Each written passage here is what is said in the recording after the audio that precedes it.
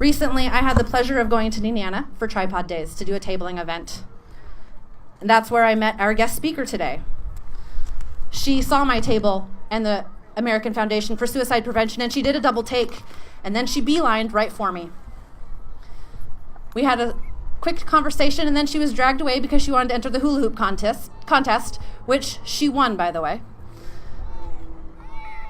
She then came back afterwards and made another beeline for my table. She told me her incredible story of her own personal journey of living with mental illness and how she's overcome. She shared with me that she's now writing a book and that her goal is to help others who are struggling with depression and finding the tools that will help them into the light. She's a mother of 2, and she is married to the man of her dreams. She's an advocate, and I'm so excited for her to be here today and for all of you to hear her story. Ladies and gentlemen, if you can please help me welcome Amie Verhagen to the stage.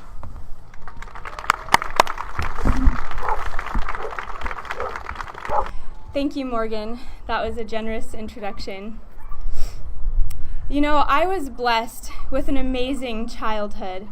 I lived all over the world with my family. I was confident in who I was and where I was going in life. But shortly after I turned 21, something snapped.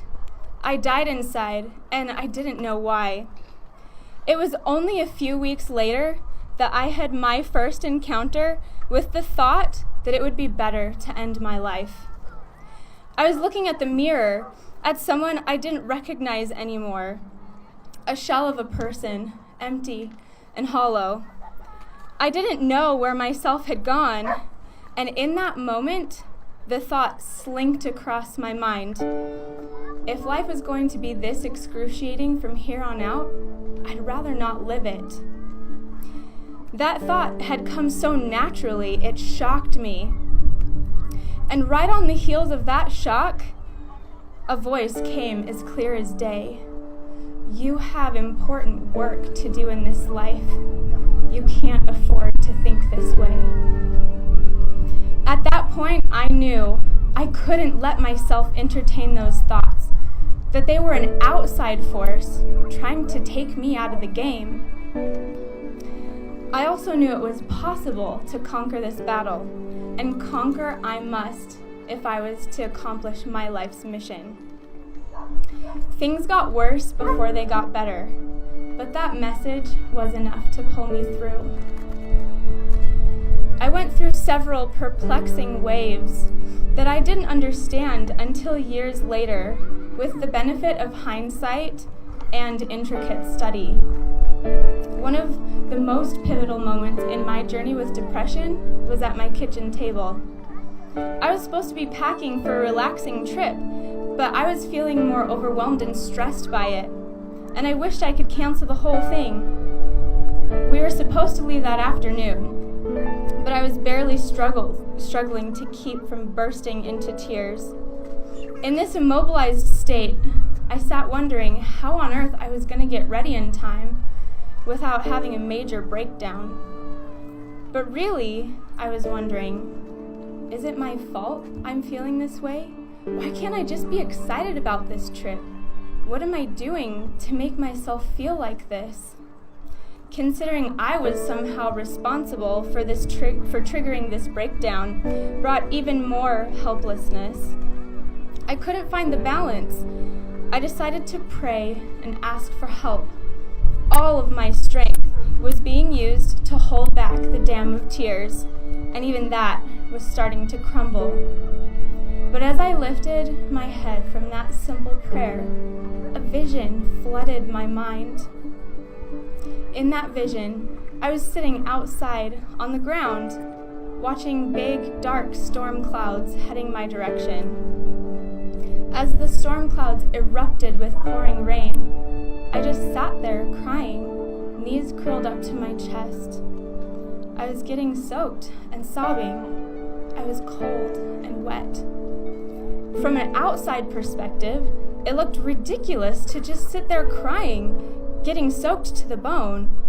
Then I heard the words, "You don't have to be a victim."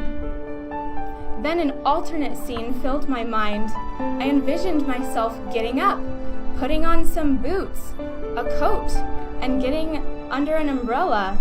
I was still in the storm, but at least I was warm and dry. Then a voice spoke to me. It's not your fault that the rainstorms come, but it is your choice to sit there sobbing or to get up and do something about it. Those words penetrated my soul and echoed in my mind. It's not your fault that the rainstorms come. Even though I couldn't control when and how severely the storms of depression hit, I didn't have to sit there and get soaked by the flood of symptoms. I could learn to manage them. I felt a sense of control over this darkness that I had never felt before. It became my mission to find all the tools I could to help me through the storms. I am living a vibrant life again, and now I actively share these tools with others so they can make it out of the darkness too. I've created a Facebook group called Toolbox to Beat Depression. I invite any of you to join this group and to learn the 8 steps to healing that I've discovered throughout my journey.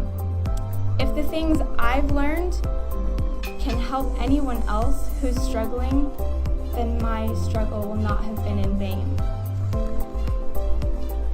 To any of you who may be struggling right now, let me tell you this. You are brave to be fighting this unseen battle. You are strong. Look around you. You have incredible people everywhere at this event and even beyond this event who are willing to help you. Most of all, you too have an important purpose. You have the ability within you to fight this darkness. And with empowering tools and support, it is possible to be free. Take courage to keep fighting, because I promise you, you can be restored to a vibrant life too. Thank you.